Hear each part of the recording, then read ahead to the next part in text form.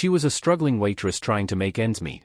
He was a wealthy businessman who left her a humiliating $1 tip. But years later, their paths cross again.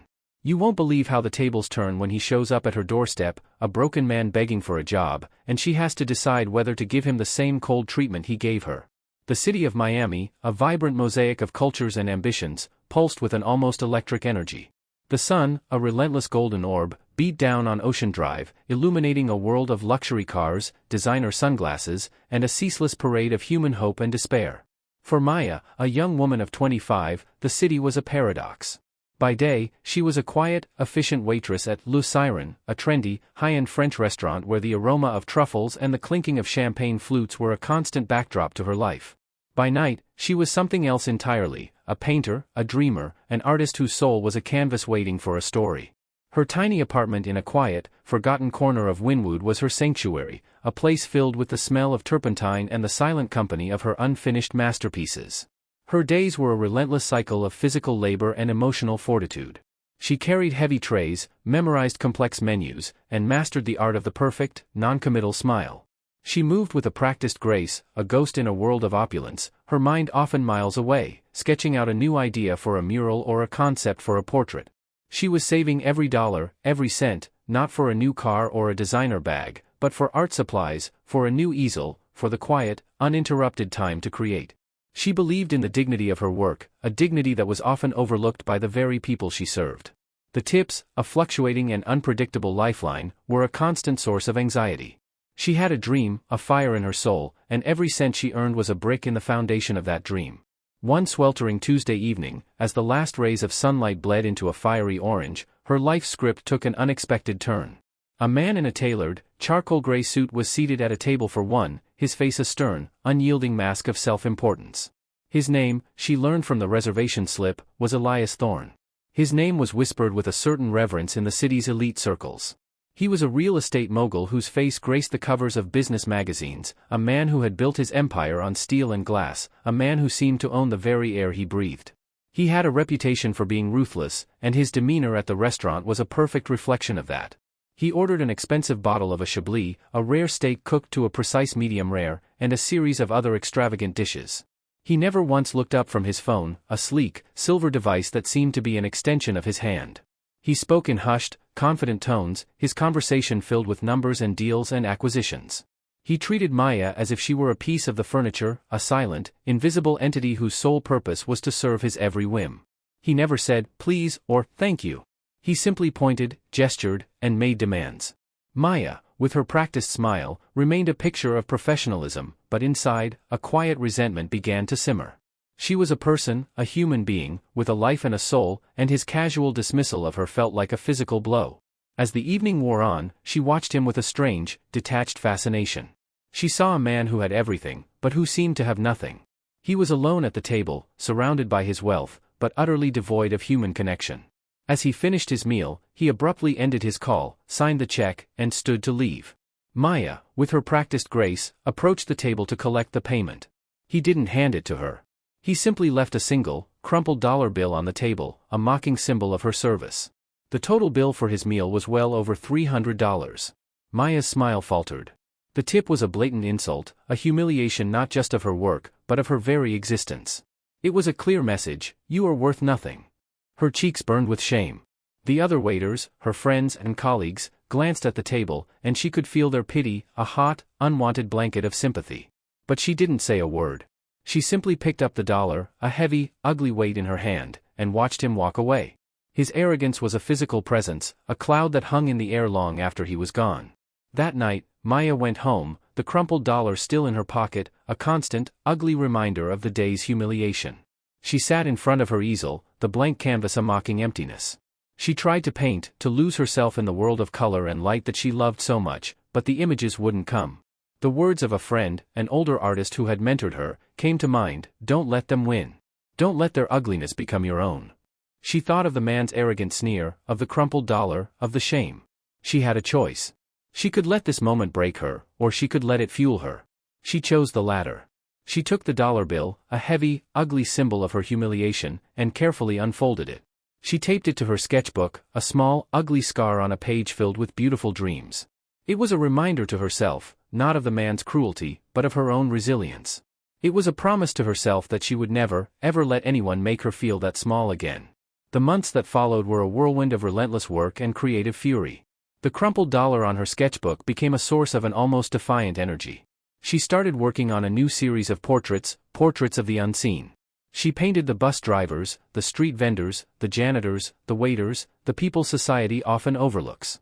She painted them not with pity, but with a fierce, unyielding dignity, their faces etched with the stories of their lives. Her art was raw, honest, and filled with a profound sense of human dignity. She titled the series, The Currency of a Soul, and at the center of each portrait, she painted a tiny, almost imperceptible symbol, a crumpled dollar bill. The symbolism was subtle, a secret she kept to herself. She began to post her art on Instagram and TikTok, short, mesmerizing videos of her creative process. Her art spoke of resilience, of the dignity of the unseen, and of the hidden beauty in everyday life. Her unique style, a fusion of vibrant street art and classical portraiture, began to gain traction. A few hundred followers turned into a few thousand, then tens of thousands. The comments poured in, a torrent of praise and support. People saw her art, and they saw a piece of themselves in it. The city, with its insatiable appetite for new talent, took notice. A small, local gallery in Wynwood, a place known for its avant-garde street art, contacted her. They wanted to feature her work. The show was a small affair, a quiet opening in a dusty corner of the art district. But the word of mouth was electric. People flocked to the gallery, mesmerized by her portraits of the everyday people of Miami. Her art was a raw, honest reflection of the city, and it resonated with people on a profound level. The show was a success, and she sold a few of her paintings, enough to buy a new easel, a fresh set of paints, and a sense of hope she hadn't felt in a long time. Meanwhile, in a different corner of the city, Elias Thorne's world, a world of steel and glass, was beginning to crumble. He was a man who had built his empire on a house of cards. His arrogance, his hubris, had blinded him to the warning signs. He had overleveraged his assets, made a series of reckless, high-risk investments, and in the wake of a sudden global financial crisis, his empire came crashing down. The headlines were brutal: Thorne's empire in ruins, real estate mogul's reckless gambles cause catastrophic collapse. The calls from his banks were relentless, the lawsuits piled up, and his friends, the same people who had once laughed at his jokes and clamored for his attention, abandoned him with a shocking speed. The once impenetrable fortress of his life was now a ruin. He lost his businesses, his multi-million-dollar penthouse overlooking the bay, his fleet of luxury cars. He was left with nothing but his pride and a crushing sense of shame. He was a ghost in the city he had once owned. He was the invisible man, just as he had made Maya feel all those years ago. For 2 years, he drifted, a lost soul in a city that had forgotten him. He lived in a small, rented apartment, his days a monotonous cycle of searching for work, of being rejected, of being humiliated. He had no skills outside of the world of high finance, a world that was now closed to him. His reputation, once a source of immense pride, was now a toxic stain on his resume. He was a man who had once commanded armies of people, and now he was a man who couldn't even get a job as a stock boy. The shame was a constant companion, a heavy cloak that he wore everywhere he went. He looked in the mirror and saw a stranger, a broken, defeated man, a man who had laughed at a waitress's dignity and was now paying the price for his arrogance. One rainy afternoon, as Maya was working on a new sculpture in her own gallery, her success now a tangible, physical presence, her gallery manager came to her, a perplexed look on her face. "Maya," she said, her voice a hushed whisper, "there's a man here. He's asking to see you." He said, "It's personal." A sense of unease settled in Maya's stomach. "Did he say his name?" she asked. "Elias Thorne," her manager replied, her voice a tone of awe. "The real estate mogul. He looks different." Maya's heart pounded. The name, a distant, forgotten echo, was suddenly loud and clear. She felt the crumpled dollar bill, long since removed from her sketchbook and tucked away in a small, velvet-lined box in her office, suddenly grow heavy in her mind. A wave of old anger and resentment, emotions she thought she had buried years ago, surged through her. A quiet voice in her mind urged her to turn him away, to make him wait, to give him a taste of his own medicine. It would have been justified. It would have been easy. But as she looked at her hands, the hands that had created so much beauty from so much pain, she knew she couldn't. Revenge was not in her nature. She took a deep breath. "Show him in," she said, her voice steady and calm.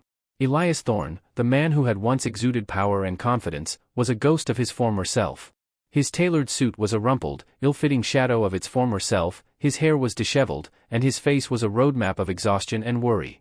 He was no longer the man who had laughed at her. He was a man who had been humbled.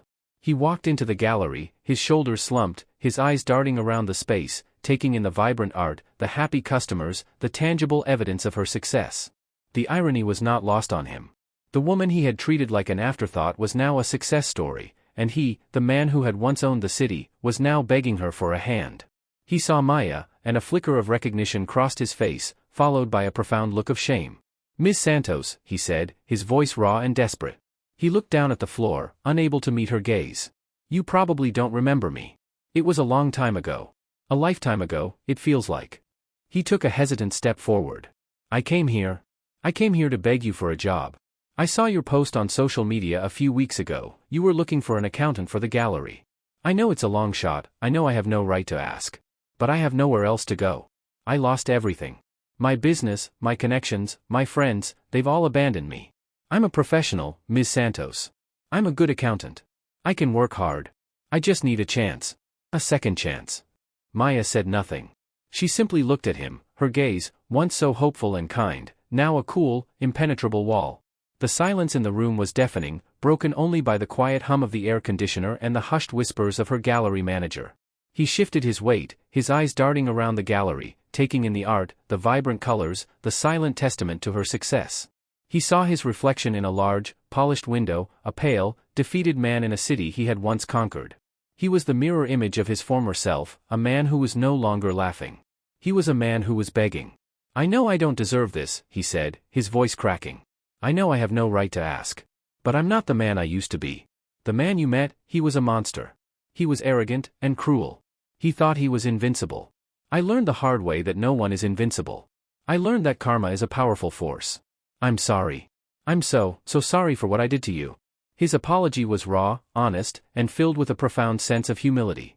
It was not a practiced apology, it was a plea for forgiveness. Maya listened, her expression unreadable. She thought of the crumpled dollar bill, of the shame she had felt, of the years she had spent working and fighting to build her life. She could have laughed. She could have told him no. She could have had her revenge. It would have been justified. It would have been easy. But as she looked at him, she didn't see the arrogant man from years ago. She saw a broken man. She saw a man who had lost everything, a man who was no longer laughing. She saw a man who needed a hand. She saw a man who was a living testament to the very lesson she had learned. He was a symbol of her past, and a test of her future. She walked over to her desk and pulled out a small, ornate box. She opened it, and inside was the crumpled dollar bill, carefully unfolded and taped to a piece of paper. The creases were still visible, a roadmap of a past she could never forget. She looked at it, and a small, sad smile crossed her face.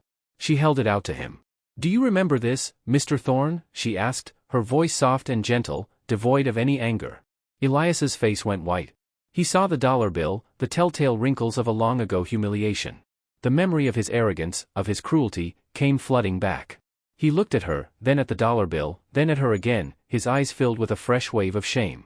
He knew what this was. This was her victory lap. This was her moment of revenge.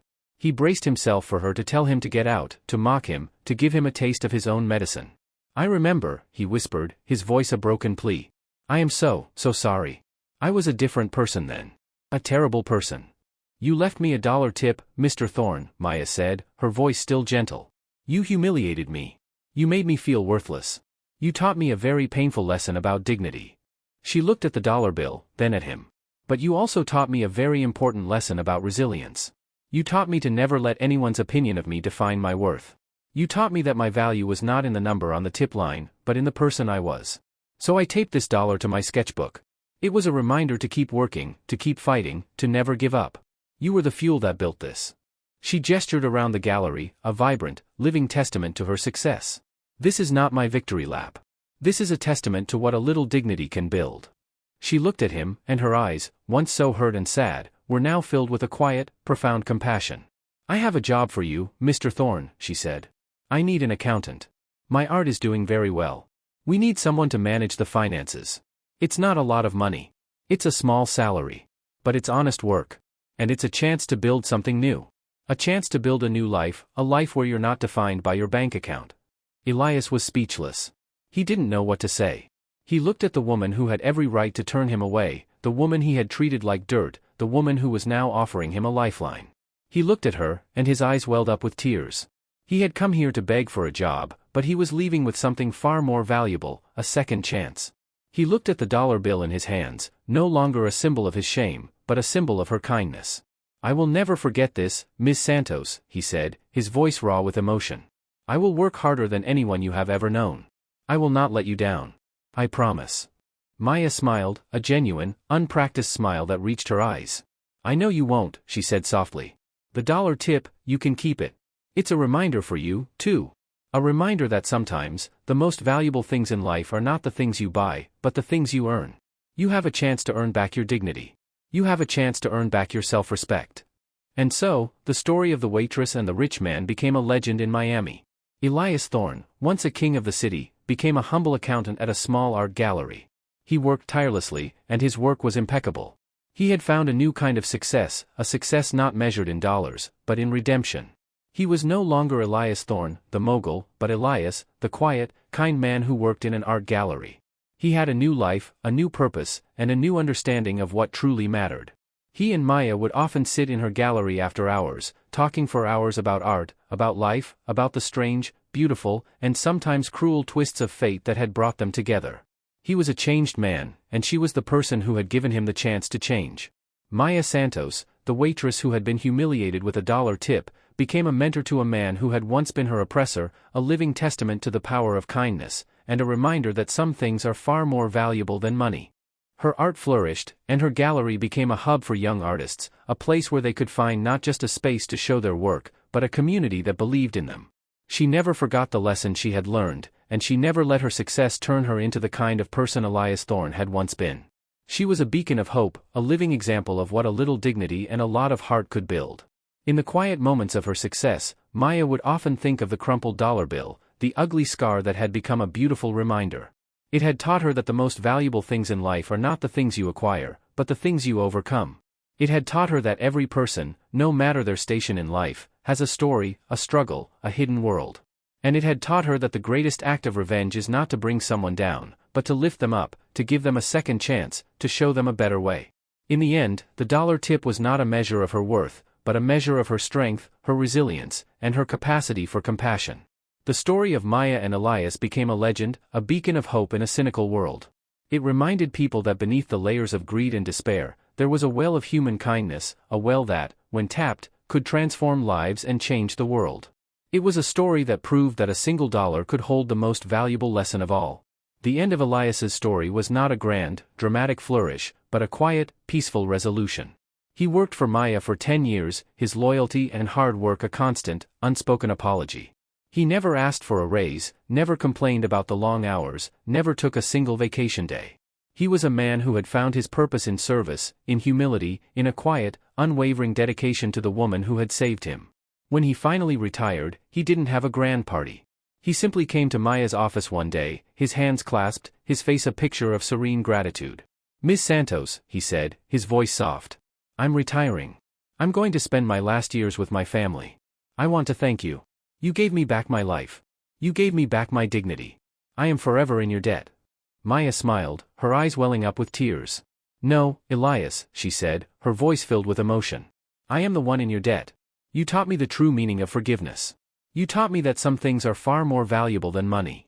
She hugged him, and for a moment, the CEO and the janitor were just two people, two souls who had found each other in the chaos of life. The final chapter of their story was not written in a book or a documentary, but in the quiet moments they shared. One evening, Maya visited Elias at his humble home. He was sitting on the porch, watching the sunset. "Maya," he said, his voice soft, "you have given me more than a job. You have given me a life. I am a very lucky man." "No, Elias," Maya replied, her voice filled with emotion. "I am the lucky one. You gave me a future when I had nothing. You taught me the true meaning of success. You are the reason I am here today." Elias smiled, his eyes twinkling. "Then we are both very lucky. We were two lost souls, but we found each other. And in doing so, we found our purpose." Maya nodded, tears streaming down her face. She looked at the setting sun, its last rays painting the sky in a blaze of orange and pink. She thought of the cold office, the dismissive words, and the simple kindness of a man who saw the world in lines, not in dollar signs. She had gone from being a humiliated waitress to a powerful gallery owner, but the most valuable journey she had ever taken was the one that led her back to that bus stop, back to the man who had shown her that the greatest act of love is not in what you receive, but in what you give. And in that simple, profound truth, she found her greatest victory. The legacy of Maya Santos and her gallery extended far beyond the borders of Miami. She became a global ambassador for ethical art, speaking at conferences and universities around the world. Her company's model of social responsibility was emulated by businesses of all sizes, and she was hailed as a visionary. But despite her fame and fortune, she never lost her humility. She remained a quiet, thoughtful woman who saw the world not as a series of problems to be solved, but as a series of opportunities for kindness. She was a gallery owner, an artist, a businesswoman, and a philanthropist, but above all, she was a human being who had learned that true strength is not in a building's foundation, but in the heart of the person who built it. The story of Maya and Elias became a reminder that no matter how dark the night, a single act of kindness can light up the world. This story is a powerful reminder that true wealth isn't measured in dollars, but in the experiences and lessons that shape a person's character. It's a reminder that kindness is a currency that never loses its value. If this story touched your heart, share it with someone who needs to be reminded of the power of forgiveness. Like and subscribe for more stories that will change your perspective and remind you that a single dollar can hold the most valuable lesson of all.